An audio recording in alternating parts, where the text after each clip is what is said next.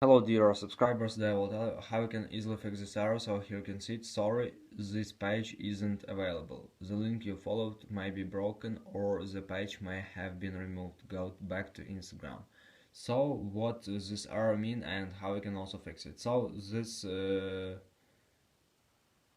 need to understand that this error means that also this page was removed from Instagram, or it was moved to verification. So user, the owner of this page, just need to confirm his owning of this page. So he just need to confirm verification code to this on this account of the Instagram, and also this page could be recovered. But also you need to know that now it can be also removed, and two ways: this page is removed, or also user just need to verify it. So Instagram just sent a verification code on this page and he just need to verify it. So this is the way also how user can fix this error. So thanks for watching, have a nice day, subscribe to my channel, click like, and goodbye.